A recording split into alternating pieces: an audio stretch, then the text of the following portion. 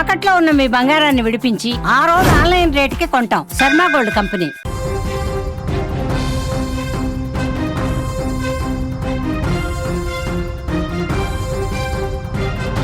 వరుస భూకంపాలు పాకిస్తాన్ను వణికిస్తున్నాయి. మరోసారి భారీ భూకంపం సంభవించింది. మే 30న మధ్యాహ్నం భూమి ఒక్కసారిగా కంపించింది. రిక్టర్ స్కేలుపై 4.2 తీవ్రత నమోదైంది. పాకిస్తాన్లో వరుసగా 7 సార్లు భూకంపాలు సంభవించినటువంటి పరిస్థితి ఉంది. వారం రోజుల్లోనే పాకిస్తాన్లో ఇది 3వ భూకంపం. మే 24, 29, 30 తేదీల్లో భూకంపాలు సంభవించాయి. ఏం జరుగుతోంది పాకిస్తాన్లో ఎందుకు ఇలాంటి ఒక పెను మార్పు కనిపిస్తోంది? గతంలో ఎప్పుడూ లేనట్లుగా పాకిస్తాన్ ఎందుకు వరుస భూకంపాలతో అతలాకుతలమైపోతున్నటువంటి పరిస్థితి ఉంది? తాజా భూకంపానికి సంబంధించిన సమాచారం మీకు అందిస్తున్నాం. ఇండియా క్షమించి వదిలేసింది పాకిస్తాన్ని, కానీ ప్రకృతి మాత్రం పాకిస్తాన్ని వదిలే పరిస్థితే లేదన్నట్టుగా పగబట్టునట్టుగా వరుసగా భూకంపాలు సంభవిస్తున్నాయి. నెల రోజుల్లో పరిస్థితి చూసుకుంటే 7 సార్లు భూకంపం వచ్చిందంటే పాకిస్తాన్ భూకంపాలతో వణికిపోతున్నటువంటి పరిస్థితి కనిపిస్తోంది. 30వ తారీఖున మధ్యాహ్నం సరిగ్గా 1:37 సమయంలో 4.2 తీవ్రతతో భూకంపం సంభవించింది. ఈ భూకంప కేంద్రం నుంచి 180 కిలోమీటర్ల లోతులో ఉందని నేషనల్ సెంటర్ ఫర్ సిస్మోలజీ స్పష్టం చేసింది. మీరు స్క్రీన్ మీద చూస్తున్నారు. 14 days ago, 15 days ago, 16 days ago ఇట్లా వరుసగా భూకంపాలు వచ్చినటువంటి పరిస్థితి ఉంది. ఆ తీవ్రత కూడా మనం చూస్తున్నాం. 4.7, 4.4, 4.3, 4.2, 4.4 ఇవన్నీ కూడా మనం చూస్తున్నాం. ఎంత తీవ్రత ఉందో మనం చాలా స్పష్టంగా చూడొచ్చు. భూకంప కేంద్రం ఎంత దూరంలో ఉందో కూడా చాలా స్పష్టంగా ఆ రిపోర్ట్స్ కనిపిస్తోంది.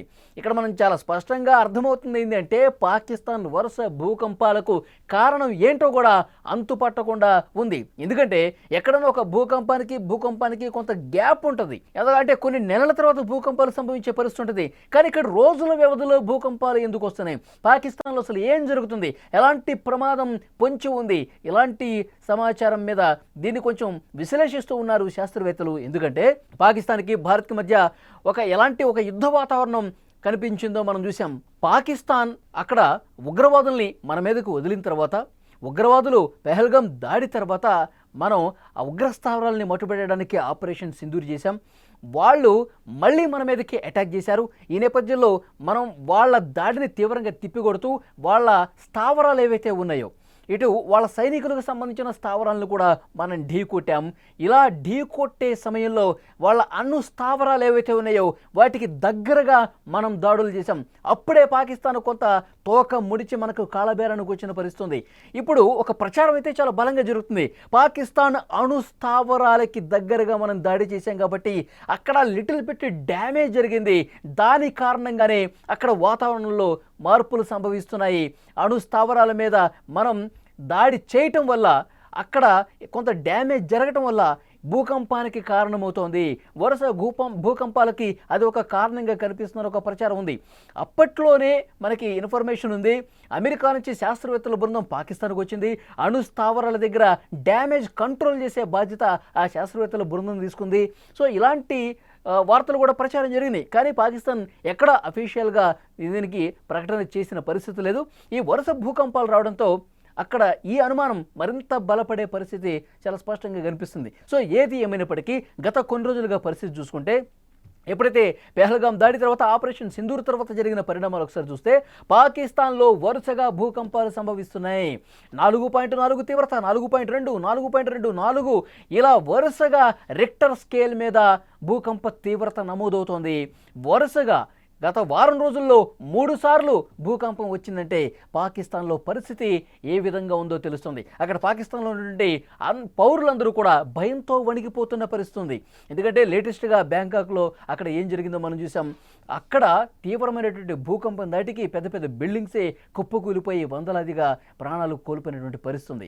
సో అలాంటి సిచ్యువేషన్ ఏమైనా పాకిస్తాన్లో ఉంటుందా? ఇప్పటికే యుద్ధ భయంతో అక్కడ ప్రజలు బిక్కుబిక్కుమంటూ ఉన్నారు. అక్కడ పాలకుల నిర్లక్ష్యం కారణంగా ప్రజలు ఆవేదన కనిపిస్తోంది.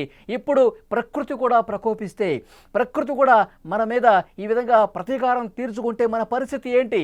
వరుసగా భూకంపాలు వచ్చి ప్రాణ నష్టం జరిగితే మన పరిస్థితి ఏంటని ప్రజలు భయాందోళన వ్యక్తం చేస్తూ ఉన్నారు. ఇప్పుడు 4.2తో వచ్చింది కాబట్టి సరిపోయింది. అదే 7 వరకు వెళితే రెక్టర్ స్కేల్ మీద 7కు అంతకంటే ఎక్కువగా నమోదైతే తీవ్రమైన భూకంపాలు వస్తే మన పరిస్థితి ఏంటి అని తీవ్రమైనటువంటి ఆందోళనలో అక్కడ ప్రజలు ఉన్న పరిస్థితి ఉంది. ఇక్కడ మనం చూడొచ్చు 12న పంజాబ్ ప్రావిన్స్లోని ఫైసలాబాద్ ప్రాంతంలోని జంగ్ మండలంలో భూకంపం సంభవించింది. ఏ రోజు ఎంత సంభవించింది, రెక్టర్ స్కేల్ మీద ఎంత నమోదైంది, ఇవన్నీ కూడా ఒకసారి క్లియర్గా మీకు చూపించే ప్రయత్నం చేస్తా. పంజాబ్ ప్రావిన్స్లో 4.2గా ఉంది. మే 10న కూడా పాకిస్తాన్లో భూకంపం వచ్చింది. అప్పుడు 4.0గా నమోదైంది. భూమికి 10 కిలోమీటర్ల లోతులో భూకంపం వచ్చింది. ఇక మే 5వ తారీఖు 4.2 తీవ్రతతో తొలిసారిగా భూకంపం వచ్చింది. ఇలా ఒకే నెలలో 7 సార్లు భారీ భూకంపాలు పాకిస్తాన్లో సంభవించే స్క్రీన్ మీద ఆ రికార్డ్స్ కూడా చాలా స్పష్టంగా మనం చూడొచ్చు. ఎంతసేపు వచ్చింది, ఎన్ని భూకంపాలు వచ్చాయి, ఆ వచ్చినటువంటి భూకంపం ఎన్ని సెకండ్ల పాటు ఉంది, ఇవన్నీ కూడా క్లియర్ కట్గా డీటెయిల్స్ మనం చూడొచ్చు. సింధు కావచ్చు, పంజాబ్ కావచ్చు, పాక్ ఆక్రమిత కశ్మీర్లో ఇలా అన్ని ప్రాంతాల్లో కూడా భూకంపాలు ఎక్కువగా సంభవిస్తున్నాయి. వరుస భూకంపాలతో ప్రజలు భయపడుతున్నారు.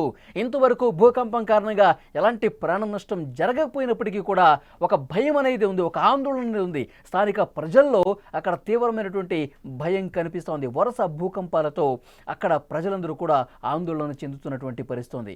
సో ఒక నెల రోజుల వ్యవధిలో 7 సార్లు భూకంపం రావడం అంటే సాధారణ విషయం కాదు, మామూలుగా లైట్ తీసుకున్నటువంటి విషయం కాదు. అక్కడ ఉన్నటువంటి శాస్త్రవేత్తల బృందాలు కూడా పరిశీలిస్తూ ఉన్నారు, పర్యవేక్షిస్తున్నారు, విశ్లేషిస్తున్నారు.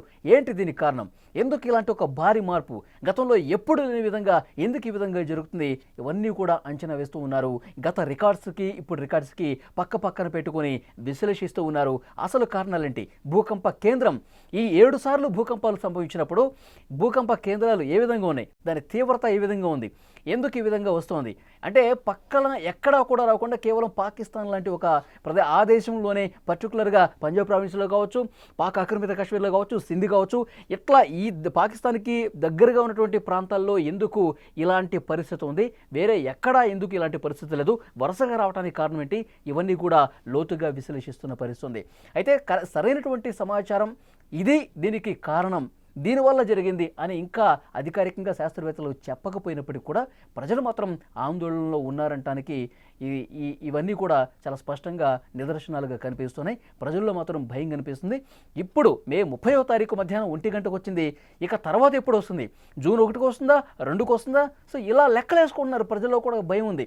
కాబట్టి ఎత్తైన ప్రాంతాల దగ్గరికి ఏవైతే పెద్ద పెద్ద బిల్డింగ్స్ ఉంటాయో వాటి నుంచి కొంతమంది దూరంగా వెళ్తూ ఉన్నారు. ఇప్పుడు ఈ 7 చోట్ల ఎక్కడైతే వచ్చిందో అక్కడ ప్రజలు కొంత దూరంగా వెళ్ళే పరిస్థితి కనిపిస్తోంది. మళ్ళీ భూకంపం వస్తే, తీవ్రత వస్తే మళ్ళీ మన పరిస్థితి ఏంటనే ఒక ఆందోళన కనిపిస్తుంది. కాబట్టి సురక్షితంగా ఉండే ప్రదేశాలను ఎంచుకొని అక్కడ బిక్కుమంటూ కాలం గడిపే పరిస్థితి ఉంది. ఎందుకంటే 4 తీవ్రత వచ్చింది కాబట్టి, చాలా లిటిల్ బిట్ కంపం వచ్చింది కాబట్టి వాళ్ళకి దాన్ని ఫేస్ చేశారు.